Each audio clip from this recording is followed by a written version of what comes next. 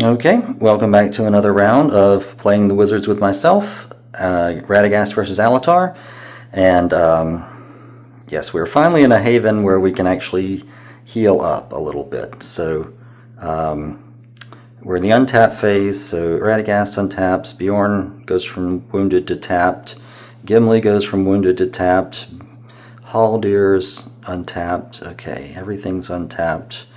So we're in good shape, and now the question is, where do we want to go? Or do we even want to go anywhere? We could actually stay here and tap to play this, and then we can depart later with everyone healed up. We could even split up at that point and have Gimli recruit the dwarves and Radagast recruit the men of Northern Rivendell. Less certain about that, but I think that we're about neck and neck, and we've got this awesome fellowship, and I'd like to keep that going as long as possible. So I think we're going to stay in Rivendell. It sounds crazy, but I'd just like to get everybody tip-top. So we're going to stay in Rivendell. So, alright. Now on this side, we can't draw anything, but we can play. They have a hazard limit of 5, so we can play something. We could play a Core Hill. We could play a Core Hill and tap him to bring 1 into... I'm torn. I'm torn between Early Harvest and Pickpocket or Thief. They've got so much great prowess, I don't even know if a Thief is going to be able to get one off. Like, alright, let's imagine we have rank upon rank. Yeah, what is their...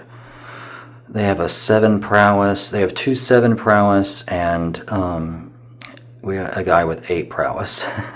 So 2 guys with 7 prowess and a guy with 8 prowess. So the Thief, even if rank upon rank was out, that would be 2 strikes of 16. 7 to beat 16? Nah, it's not bad. Maybe Thief is the way to go.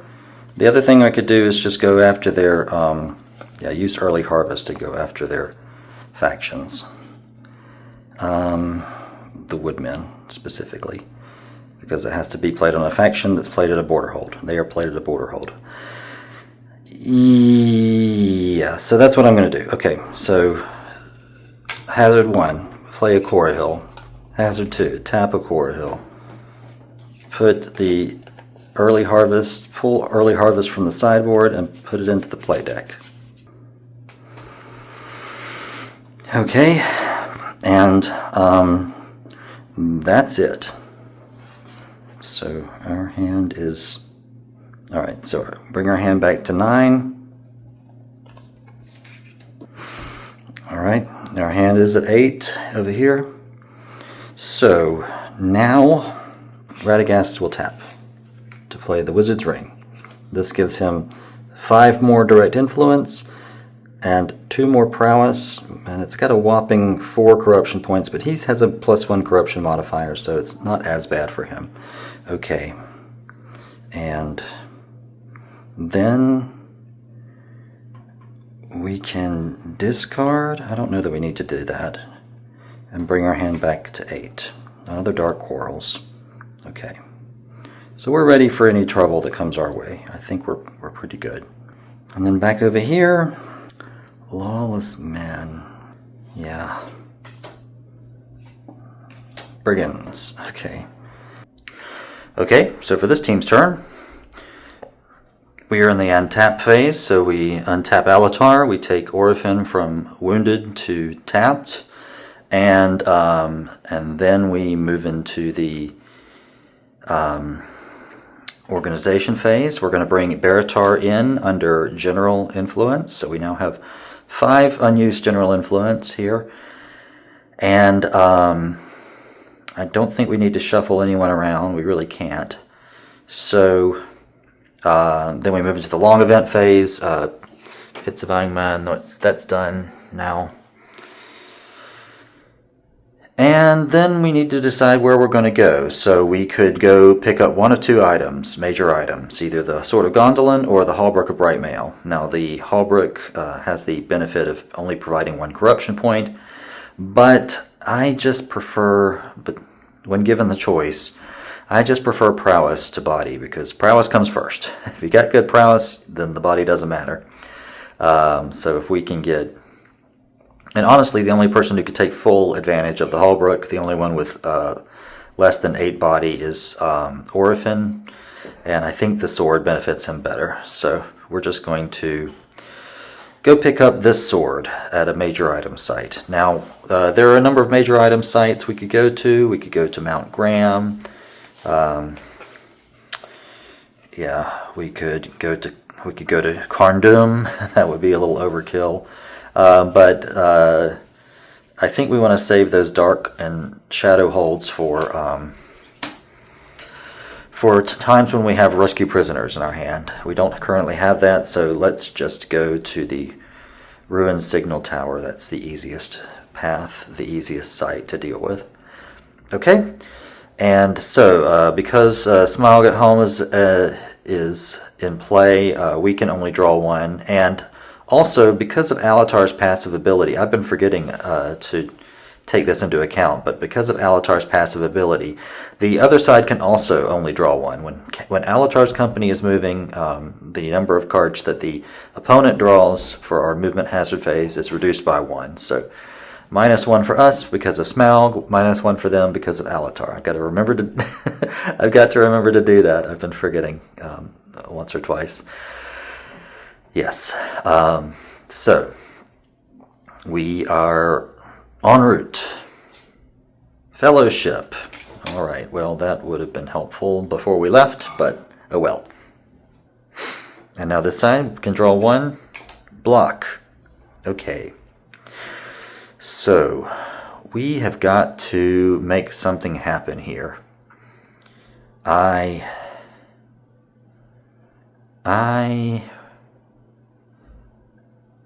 Goldberry can cancel attacks to the wilderness, so I would need to key this to Ruins and Lair. The Landrake can also be keyed to Ruins and Lair. Yes, okay. I don't want to lose my last Cave Drake, but I also don't want them to just gallivant around the map, picking up weapons and getting stronger and stronger without any punishment. They need some punishment. So, let's play key to the site. Let's play this Cave Drake and hope they don't cancel it somehow. And I'm going to go ahead and say, unless they cancel it somehow, that I'm also going to tap Hormorath to use his +1 strike ability. So this goes from being two strikes of 10, attacker chooses defender, to 3 strikes of 10, attacker chooses defender. Okay, so let's go back to the other side and see how our opponent deals with that. Now we can, let's see. They're probably not gonna choose to attack Alatar and Elrond.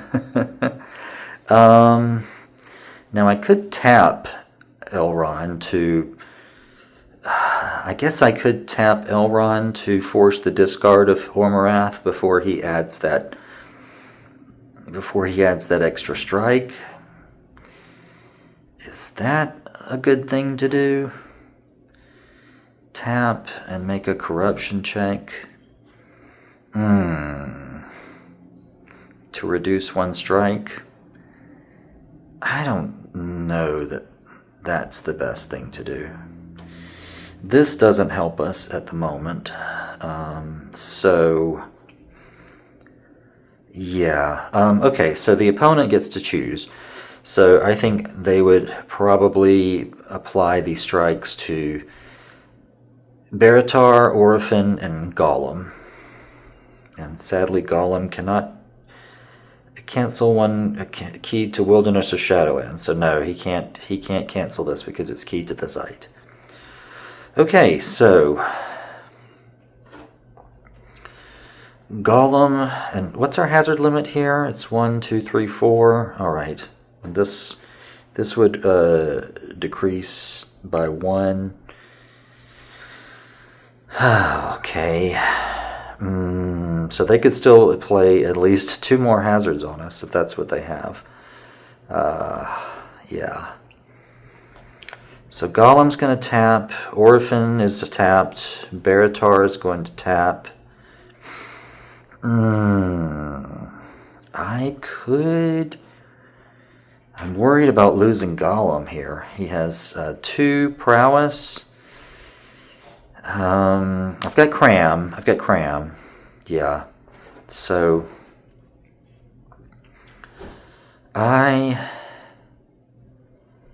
if we can get Golem's prowess to 4, then he just needs a 6 to beat it. Yeah.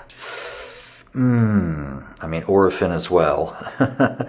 But honestly, I'm less concerned about losing Orphan. Golem is worth 2 marshalling points. Oh boy. Yeah, I could do 1 and 1. You can tap untapped characters to add a +1 prowess modifier to a teammate's roll.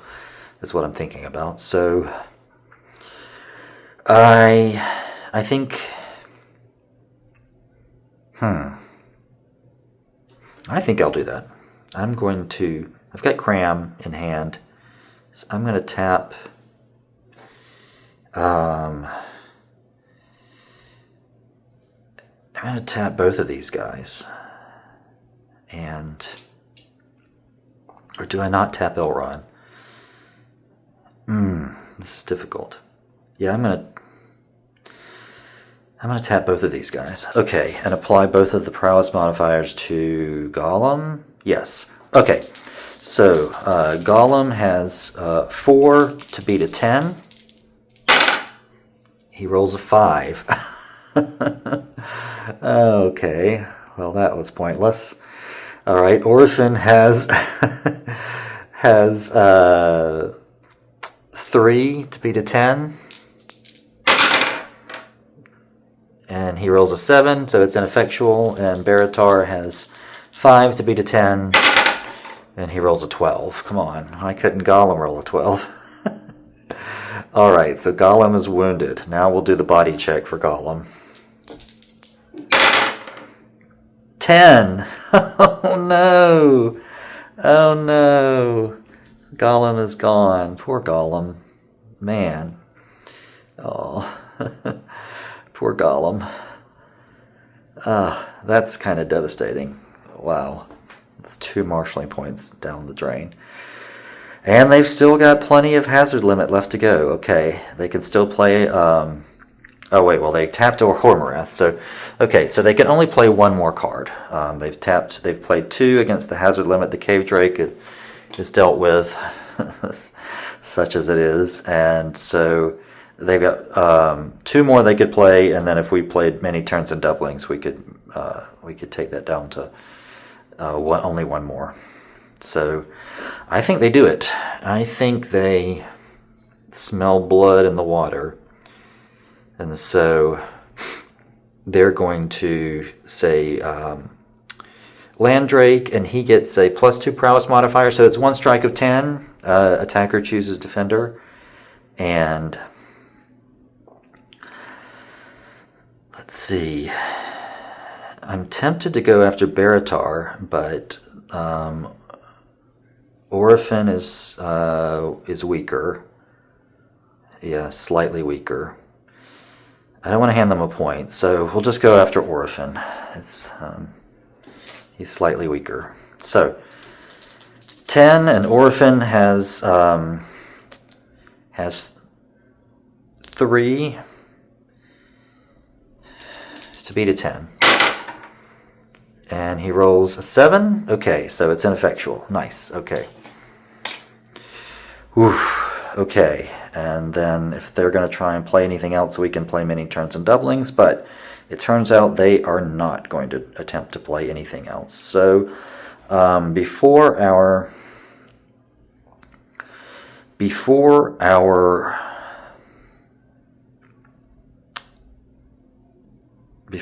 turn ends, we need to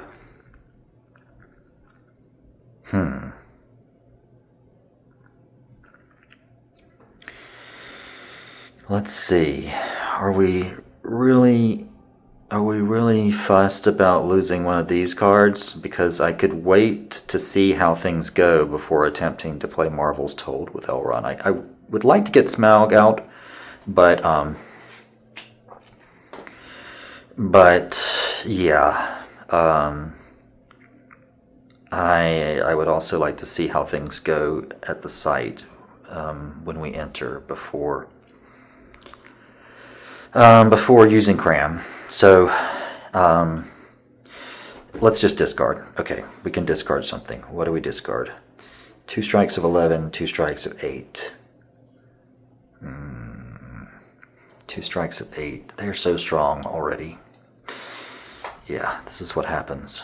Okay, so there we go. We're no longer in Rivendell. Rivendell goes back to the location deck. We're at the Ruined Signal Tower, and so our hand must stay at 8. Okay, finally, we made something happen with our hazards. That was good. It took a lot of them, but we did it. And so our hand is at 8 as well. Okay, good. So let's see what they do. We're going to enter the site.